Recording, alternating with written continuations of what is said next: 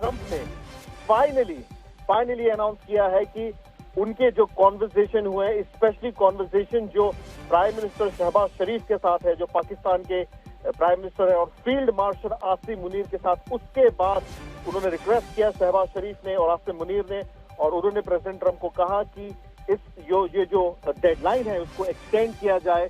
और उसके बाद अब थोड़ी ही देर पहले प्रेसिडेंट डोनाल्ड ट्रंप ने कहा है कि वो एक तरीके से एक सीज फायर का ऐलान कर रहे हैं, क्योंकि अब स्ट्रेट ऑफ हॉर्मुज जो एक स्टिकिंग पॉइंट था, जो बहुत बड़ा स्टिकिंग पॉइंट था इस पूरे युद्ध को लेके, प्रेसिडेंट डोनाल्ड ट्रंप बहुत समय से कह रहे थे कि स्ट्रेट ऑफ हॉर्मुज जो है उसे खोल देना चाहिए।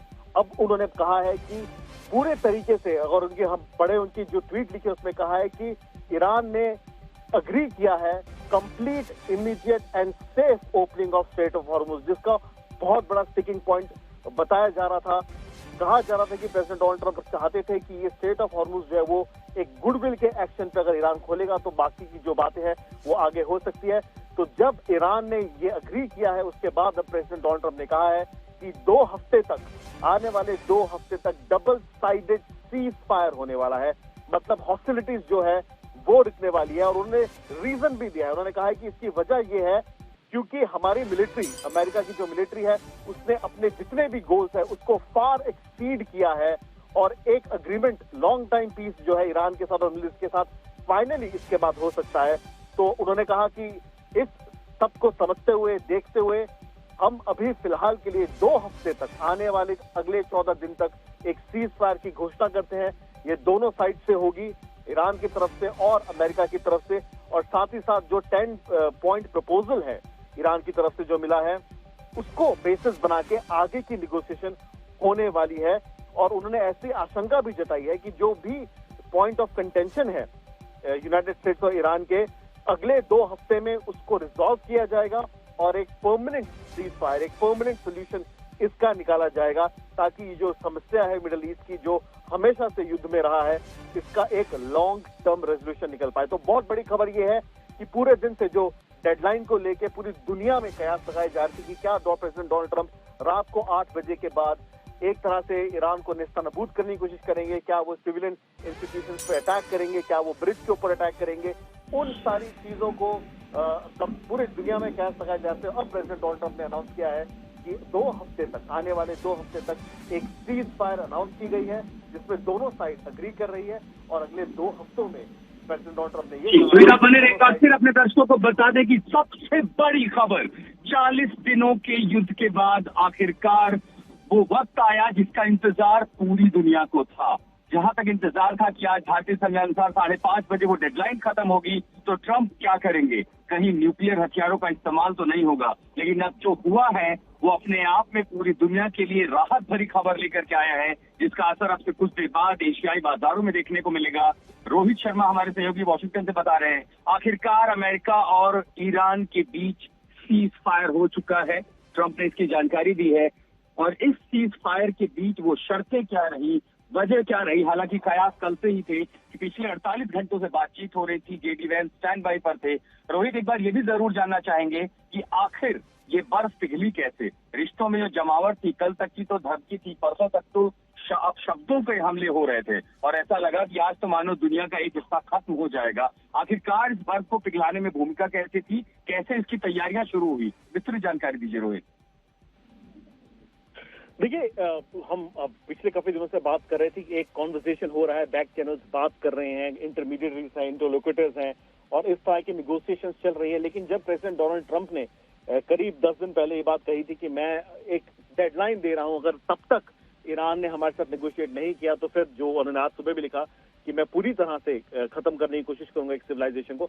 मुझे लगता है कि यही बात हम पूरे दिन कर रहे थे यहाँ पे, कि कैसे प्रेसिडेंट डोनाल्ड ट्रंप एक नेगोशिएट करते हैं, पीस थ्रू स्ट्रेंथ की बात करते हैं, वो दिखाते हैं, दर्शाते हैं कि एकदम एक्सट्रीम पोजीशन पे बात लेके जाते हैं, और फिर जो अपोजिंग साइड उसके साथ नेगोशिएट करते हैं। ये इसका एक और एग्जाम्पल है, और पूरी तरह से इसमें बहुत बड़ी बात ये है आशुतोष की, इसमें पूरी तरह से उन्होंने क्रेडिट जो है, उन्होंने कहा है कि मैं पाकिस्तान के फील्ड मार्शल और शहबाज शरीफ की बात को मानता हूं। उन्होंने हमें बताया कि वो 2 वीक का एक तरह से हमें इस सीज फायर का प्रपोजल दिया, और उसके बाद वो अग्री कर गए। क्यों? क्योंकि स्ट्रेट ऑफ हॉर्मुज जिसको लेके प्रेसिडेंट डोनाल्ड ट्रंप पिछले कई दिनों से परेशान चल रहे थे, पूरी दुनिया में एक टॉकिंग पॉइंट बना हुआ था स्ट्रेट ऑफ हॉर्मुज को लेके, जिसके कारण पूरी दुनिया में उथल पुथल मची हुई थी। Finally without giving an inch उसको ईरान खोलने के लिए तैयार है। और मुझे लगता है वो एक क्लिंचिंग पॉइंट था जिसको लेके प्रेसिडेंट डोनाल्ड ट्रंप ने, जो हम सुबह भी बात कर रहे थे कि किस तरह से एक गुडविल जेस्चर की बात कर रहे थे प्रेसिडेंट डोनाल्ड ट्रंप, किस तरह से वो चाह रहे थे कि ईरान दिखाए, दर्शाए कि वो नेगोशिएट करना चाहता है, गुड फेथ में नेगोशिएट करना चाहता है और उसके लिए वो स्ट्रेट ऑफ हॉर्मुज को ओपन करे।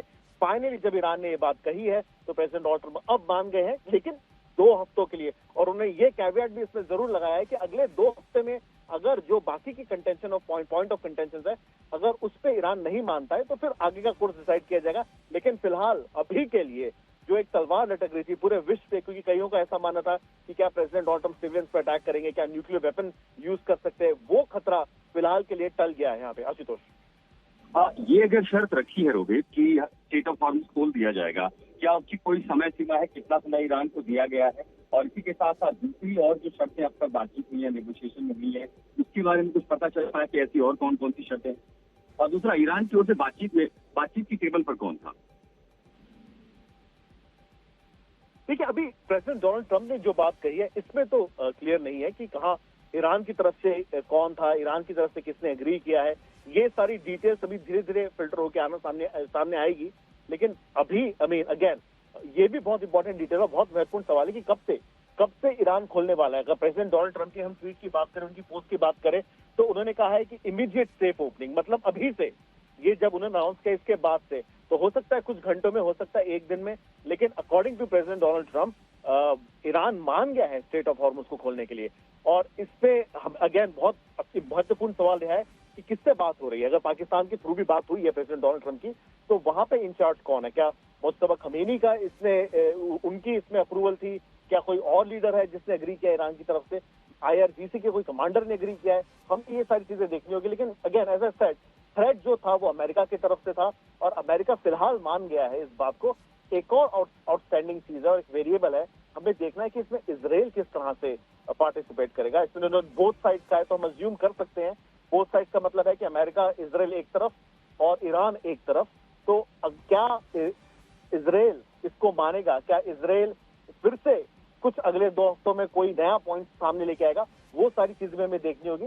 लेकिन फिलहाल प्रेसिडेंट डोनाल्ड ट्रंप ने ये नहीं कहा है कि उन्होंने ईरान की तरफ से किससे बात की, और ये हमें आई थिंक अब कुछ सूत्रों के हवाले से हमें पता चलना शुरू होगा यहाँ पे। आशुतोष, इजराइल भी इस फैसले पर ऑन बोर्ड है, अमेरिका इस फैसले के लिए तैयार हो गया। अमेरिका और इजराइल हम इसे माने या अभी भी नेतन्याहू की ओर से ये कोशिश की जाएगी कि कहीं पर वो अपनी कहते हैं कि घरेलू राजनीति को देखते हुए कहीं पर उनके फैसले अलग ना हो।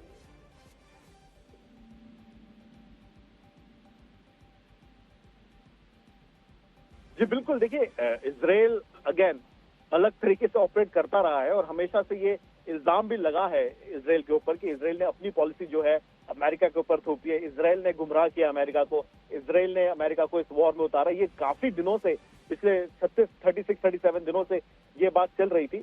तो अभी फिलहाल के लिए हमें ऐसा मानना होगा कि इजराइल भी ऑन बोर्ड है, लेकिन can not rule it out. तो वहां पे इजराइल के हालात अलग हैं। अगर हिजबुल्लाह कुछ कर देता है, अगर वहां पे कुछ और सिचुएशन बदल जाती है, तो ये सीज फायर के मायने बदल सकते हैं। हमने ये भी देखा था कि हमास ने भी किस तरह दो बार प्रेसिडेंट डोनाल्ड ट्रंप ने सीज फायर जब अनाउंस की थी, उसके बाद फिर भी इजराइल ने जवाबी कार्रवाई की थी, ये कहते हुए कि देखिए हमास जो है मान नहीं रहा है, हमारे पर फिर से अटैक किया जा रहा है। तो देखना होगा। सो अगेन विद कॉशन, अभी फिलहाल के लिए प्रेसिडेंट डोनाल्ड ट्रंप का ये कहना है कि सीज फायर है। अब पार्टी कैसे एंगेज करती हैं, इजराइल क्या रुख रखता है, ईरान के जो कमांडर्स हैं वो कैसे फॉलो थ्रू करते हैं, और क्या सचमुच ईरान की टॉप लीडरशिप ने इस बात को एग्री किया है, ये हमें देखना होगा।